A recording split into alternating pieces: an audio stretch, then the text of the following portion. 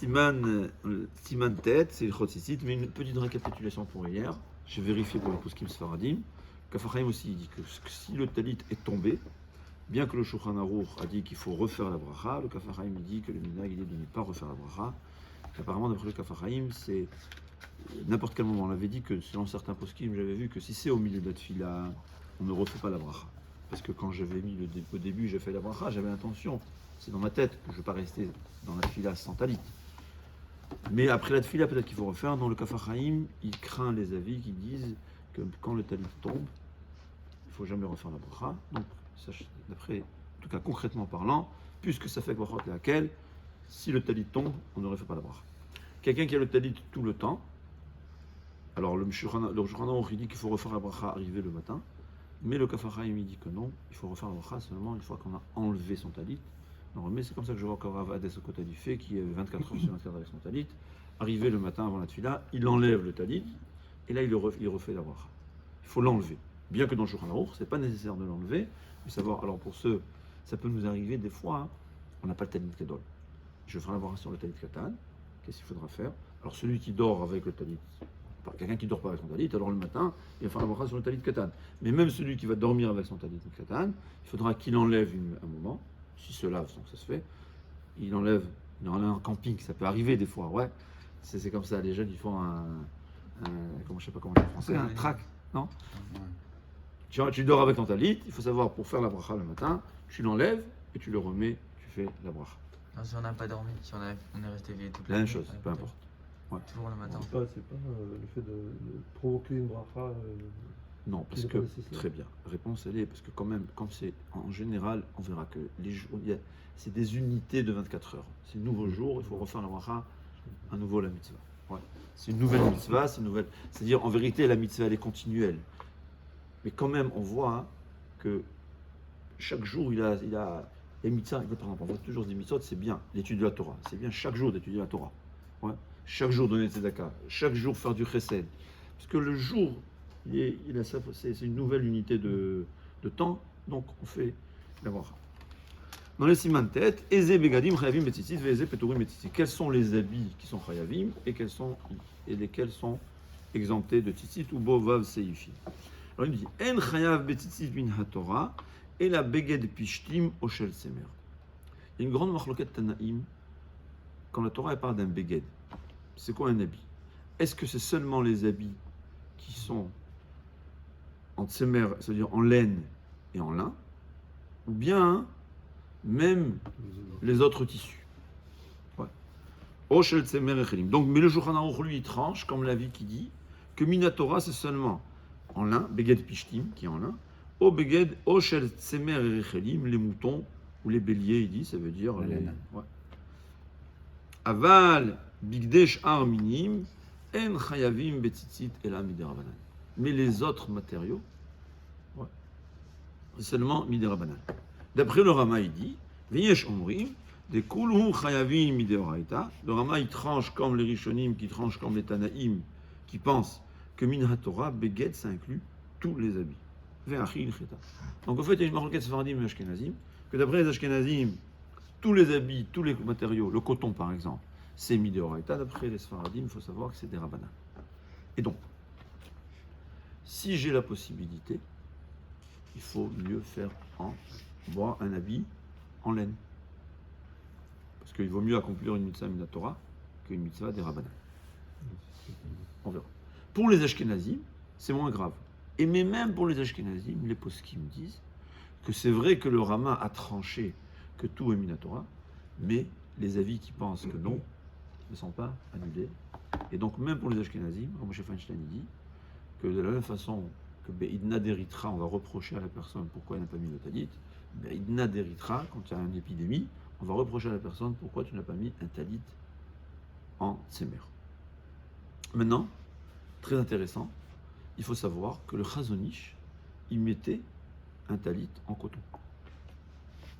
Et Raphaël Kanevski, qui suit le Chazon Ish, il a son talit en coton. Si je me souviens bien, en fait de mémoire, en tout cas les élèves du Chazon Ish, vous les verrez avec un talit en coton. Et la question se pose, il vaut mieux faire l'idéal. Alors le Chazon Ish, il a dit je le fais parce que le gras il le faisait. Et pourquoi le gras mettait le coton? Il y a plusieurs avis. Il y a qui disent, Chazon Ish pensait que le gras, il le mettait parce qu'il voulait publier que le coton aussi c'est Minatora, comme l'avis du Rama. Il y a qui disent que non. La raison, elle était parce qu'il avait un tricot de peau en lin. Et il y a Rabbeinu Yona, qui est un avis unique, qui n'est pas la halakha, qui dit que si tu as un habit en lin, ne mets pas au-dessus un habit en laine. C'est pas la halakha, mais lui, il craignait cet avis. Il y a qui disait que de toutes les façons, le Gaon, il avait un talit gadol en laine toute la journée. Et il y a qui disait, entre autres, que quoi? Que le tsemer, en fait, ça s'abîmait rapidement, c'était pas joli, c'est plus difficile, peu importe. Concrètement parlant, les élèves du Chazon Ish, ceux qui suivent le Chazon Ish, même s'ils ont la possibilité, ils mettent en coton. Moi, quand j'étais jeune, j'avais revu un avis très intéressant, mais je ne le vois pas ici dans le livre, je ne sais pas où j'ai vu ça, que Chazon Ish pensait que si, à cause de la chaleur, c'est difficile pour toi de mettre en laine, c'est un zilzoul, c'est un mépris pour la vie des Chachamim. Chachamim, ils t'ont dit, en coton tu fais la mitzvah, pour toi c'est difficile de mettre en laine, eh ben, même bien que pour toi c'est difficile de mettre en laine parce qu'il fait chaud, et tu as la possibilité d'accomplir des rabbanan, tu ne le fais pas, c'est un peu un mépris pour la mitzvah des rabbanan. Concrètement parlant, il faut savoir que pour les Ashkenazim, malgré tout, c'est mieux de mettre en laine. Pour les Sfaradim, c'est sûr que c'est mieux de mettre en laine. C'est mieux. Pourquoi? Là, tu accomplis une mitzvah Minatora plutôt que une mitzvah des rabbanan. Non, il y a beaucoup qui ne le font pas. Comme disent les poskim, si c'est difficile, on a expliqué déjà. La khumra, c'est un moyen de s'approcher d'Hachem. Ouais. Alors un homme, il ne doit pas perdre en tête. Il faut toujours avoir cette envie qu'un de ces jours, on mette le talit en laine. En hiver, par exemple. C'est pas grave. Ouais. C'est vrai que c'est plus difficile à laver. Il faut prendre ses précautions. Il faut savoir comment le faire. On peut le laver. Mais si pour quelqu'un c'est difficile de mettre en laine, surtout en été, on peut mettre en coton. Mais ne pas perdre, ne pas avoir cette envie d'accomplir la mitzvah beshlemut. Et en hiver, par exemple, pourquoi pas ne mettre en laine? Quand j'étais jeune, je mettais en été, je mettais en coton. Et en hiver, je mettais en laine. Et aujourd'hui, je me suis habitué, ça va. Maintenant, il y a un autre problème. Que se passe-t-il avec les synthétiques? Alors voilà. Il y a qui disent que pour les Ashkenazim, puisque d'après le Rama, tout était Minatora, c'est tout ce qu'il y avait dans le temps. Donc le lin, le coton. Mais le synthétique, c'est quelque chose. Non seulement ça n'existait pas, quand les poskim me disent c'est fait à partir de pétrole, c'est même pas Mekabel Touma. C'est de la terre en fait. Donc il y a qui disent que d'après le Rama, ça n'accomplit pas les mitzvot. Il y a qui disent que d'après le Bet Yosef, puisque tu vois que Chachamim ils ont institué que les autres gens, bien que la Torah a dit Tsemer ou Pishtan, Chachamim ils ont rajouté. Le Chachamim, quand ils ont rajouté, ils n'ont pas défini seulement le coton, ils ont dit tous les autres tissus. Alors maintenant on a inventé une nouvelle sorte de tissu, ça fait partie de Chachamim. Mais d'après le Rama, que Chachamim n'ont jamais rajouté à la mitzvah. Donc, les synthétiques ne sont jamais inclus. Surtout que ça ne s'appelle pas un tissu. C'est-à-dire, c'est possible que si on avait découvert une autre plante à partir de laquelle on fait un tissu, ça aurait été inclus dans le pishtan, ça aurait été inclus dans la Torah, dans le coton. Mais quelque chose qui est synthétique à base de pétrole, c'est très possible, ça ne fait même pas partie ni de la Torah, ni de Rabbanan. Pour les Sfaradim, il y a qui disent que oui. Mais là aussi, il y a un autre problème. Il y a qui disent, tout ça c'est des marloquettes, c'est Rav Moshe Feinstein, Rabbi Tzadok Bar Shaul, Rav Shlomo Zalman, je parle des Gdolei Hador de la génération d'avant qui sont tous décédés. J'ai pas le temps de rechercher Rav Ovadia, parce que ici dans les livres que j'ai devant moi, il n'y en a pas Rav Ovadia. Je sais pas pourquoi, mais bon. Mais en tout cas, il fait partie d'un des avis. Ouais. Et comme on dit, on veut toujours mieux faire la mitzvah. Il y a qui disent que dans le synthétique, ça dépend. Si c'est des fils qu'on a tissés, ça fera partie des Rabbanan. Ouais, parce que de la même façon que les Rabbanan, ils ont rajouté le coton, ils ont rajouté aussi tout tissu qui est à base de fil. Mais si j'ai par exemple un sachet en plastique qui n'est pas tissé, ça ne s'appelle pas un tissu. Et donc on ne pourra pas faire les tzitzit. Rabbi Tzadok Bar Shaul, c'est le seul qui dit non. Il dit qu'un plastique non tissé, ça fait partie aussi d'un tissu. C'est-à-dire, en d'autres termes, il y a machloket, est-ce que le synthétique est inclus dans le chachamim? Deuxième machloket, est-ce qu'un synthétique non tissé, ça s'appelle aussi que chachamim, même si on disait que chachamim aurait obligé aux Mechayev un synthétique tissé, peut-être qu'il n'aurait pas obligé un synthétique non tissé. Les maïnef kamina, les gens ils savent pas. Vous connaissez les tzitzit en toile comme ça, c'est du synthétique troué. Il faut savoir que la majorité des poskim disent que c'est pas un talit. Mieux encore, il y a qui disent comme ça, un habit, c'est un habit que je sortirai avec. Je te demande, si j'ai une chemise qui est en trop comme ça, tu veux sortir avec? C'est pas un habit. La Mishnah elle parle dans Ilchot Tum'a Vetahara qu'un habit qui est fait de trous, je crois qu'il parlait malheureusement à Hachem Yerachem, il y avait des, je ne veux pas dire quoi, qui portaient des habits pareils. C'est pas un habit. Parce que c'est pas quelque chose. Un habit c'est pour se couvrir. Donc, quand c'est un synthétique non tissé, c'est deux fois le problème. Et quand c'est un synthétique troué, qui est non tissé et troué, je ne vois pas la raison que ce soit considéré comme un habit. Malheureusement, les gens, ils voient l'argent, ils aveuglent, ils vendent ça. Alors je ne sais pas, c'est possible que tu trouveras. Je suis sûr qu'il y a un ou deux rabbinim qui permettent. Parce que toujours, il y a des coulottes. Mais la majorité des poskim me dit que c'est un gros problème. J'ai un diamant 18 carats. Ouais. Il y a 90%, 90 spécialistes qui disent que c'est un faux, et il y a 10 qui disent que c'est un vrai. Je te le vends à 1000 euros, tu veux? Tu veux l'acheter? Ouais, 1000 euros. Ouais, oui. Pas mal. Et 90 te disent que c'est un faux. Hein. Oui, Prends le risque. Tu prends le risque. Et 10 000 euros? Non. Alors, je dis toujours, quand c'est une mitzvah, ne prends pas le risque. Il faut être intelligent dans la vie. Les mitzvot, c'est comme le business. Alors, si quelqu'un, tu sais, il peut pas. Si tu mets son talit en coton, il va tellement transpirer que le pauvre, il va prendre un cachet. C'est des sportifs. Alors, d'accord. Sportif, c'est d'ailleurs. Sportif, il peut enlever si ça l'embête. Ouais. Ouais, c'est pour ça. Ouais, d'accord. Alors, pendant le sport, quand il transpire, il peut pas, d'accord. Voilà. Au lieu d'être torse nu, il se met ça. D'accord. Je peux comprendre. Mais tu sais tout le temps, qu'est-ce qu'il y a? Qu'est-ce que tu veux? Surtout que la grande majorité disent que c'est le problème. Encore si c'était moitié-moitié, ou si la majorité, personnellement je pense, même si la majorité te disent que c'est bon, il suffit qu'il y ait 10 qui disent que c'est pas bon, même s'il y a 90 qui te disent que c'est un vrai, et 10 qui disent que c'est un faux, il faut être intelligent. Alors c'est vrai que c'est une mitzvah, mais quand même, on fait la mitzvah la plus belle, parce que même si la halacha elle est comme la majorité, mais il y a un inyan, c'est important de faire même comme la minorité. Si la minorité n'est pas unique, comme ça dit le Nessiat et Charim. Mais dis on peut comprendre, d'accord. Moi je veux mon diamant, je n'ai pas besoin qu'il soit le meilleur diamant, je peux comprendre. Mais je ne veux pas prendre un diamant que peut-être il est faux. Chaque seconde j'ai une mitzvah. Donc, être intelligent dans la vie. La Torah, c'est encore mieux, c'est pas un business pour gagner 1 million d'euros pour 100 ans et après, je ne sais pas où je vais aller. C'est un business pour gagner des milliards et des milliards pour l'éternité. Il faut savoir, le fait que c'est vendu, et le fait que c'est des tampons, il y a toujours des rabbinim qui mettront des tampons. Il y a toujours des gens que l'argent va les aveugler. Surtout dans les Tashmichek Doucha. Comme il me dit le vendeur, c'est pour les gens de Khoutz-Laretz. Je sais pas, il y a le Yitzhara, il a réussi à faire comprendre aux gens, faire croire aux gens que les Khoutz-Laretz, je sais pas, ils sont pas tour mina mitzvot ou bien, je sais pas moi. Peut-être, je sais pas. Je comprends pas leur tête, il faut leur demander. Qu'est-ce que tu dis?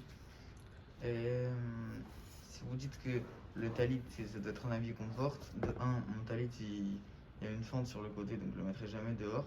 De deux, Non, le tissu, il faut que ce soit un tissu qui peut être appelé habit.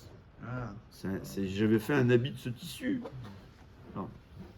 Il y a beaucoup de- D'ailleurs, il y a qui pose cette question. Il dit, et c'est possible que c'est ce que j'avais lu dans le temps, que quand il fait chaud, jamais je sortirai avec un habit en laine. En fait, j'ai pas besoin de mettre cet habit. Pourquoi c'est considéré comme un habit? Alors ça, Rav Shlomo Zalman Auerbach, il dit, le fait même de le mettre pour une mitzvah, ça s'appelle déjà un habit. Alors peut-être que c'est ça la raison que c'est ceux qui permettent ces filets-là. Je sais pas. Ouais. Mais la question est-ce que ça s'appelle un tissu? Un tissu troué, c'est un tissu ou pas?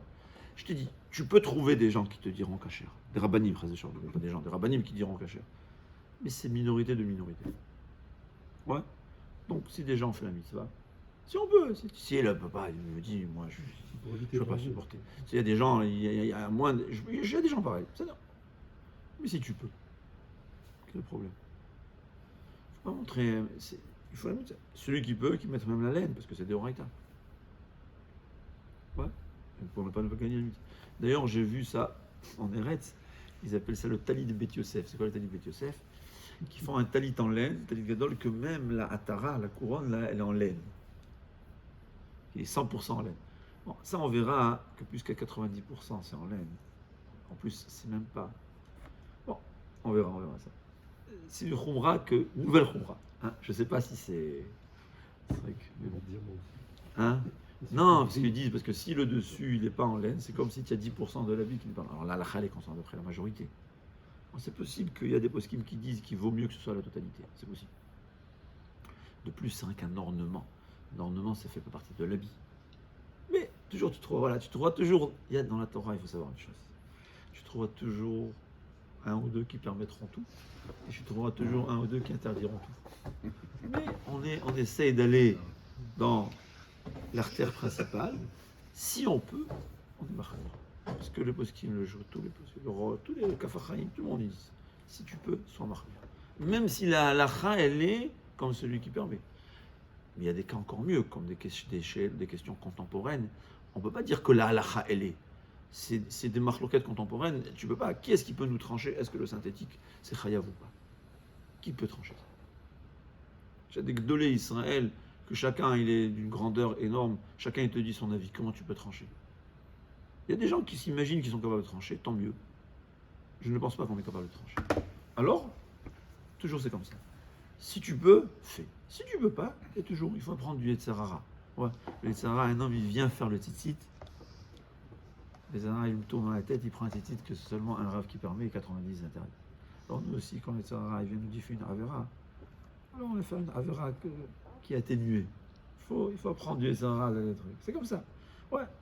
Il faut calculer, comme je dis, dans la Torah, chaque goutte, c'est énorme. Ouais. C'est énorme. Chaque pensée, chaque petit pas, chaque mouvement qu'on fait pour une mitzvah, c'est énorme. Parce qu'en haut, comme il dit le Messiah Téchari, tout est multiplié. Il y a un microscope en haut qui fait fois 250 millions. Ça n'existe pas encore un microscope pareil. Hein? Alors en haut, il y a un microscope pareil. Ouais. Et donc tous les actes, que si c'est un grain, il dit c'est comme un grain de sable, tu vois pas la différence. Mais tu prends au microscope. Alors en haut, c'est comme ça. Parce que dans le monde rouhani, chaque petite action, c'est énorme. L'homme, il ne s'imagine pas, il croit, il bouge son doigt. Non. Mon cher Rabbeinu, quand Geshmon il s'est dévoilé dans le buisson ardent, c'est écrit Vayar Hashem qui sar lirot. C'est écrit dans le Midrash, il a tourné sa tête. Le fait qu'il a tourné sa tête, je ne comprends pas ce que ça veut dire, mais apparemment, c'était un effort pour Hashem qu'il a fait. C'est grâce à ça qu'il est devenu mon cher Rabbeinu. Je sais. Rabbi Yocham, il disait, quand on voit le Chafetz Chaim, on comprend. Parce qu'on voit chez le Chafetz Chaim que chaque mouvement est calculé. Et chaque mouvement a quelque chose. Ouais. Non, on va. Je mets la main gauche avant la main droite, qu'est-ce que j'ai fait? Allez, ça fait quelque chose? Non. Ça fait énormément. Et c'est la même chose dans les mitzvot. Un peu mieux, c'est énorme. Alors comment on dit? Il y a la halakha, il faut la connaître. Et un homme de se connaître aussi. On ne peut pas à chaque fois je fais un khumra, et après, il va exploser. Ça, c'est pas ce qu'Hachem veut. Mais Hachem, il veut qu'on ait cette volonté de faire le mieux. Je veux offrir le meilleur diamant à Hachem. Je suis limité, je suis un handicapé, alors je vais prendre un médicament, un diamant un peu moins bien, où j'ai pas d'argent. Mais mon rêve, c'est de donner le meilleur.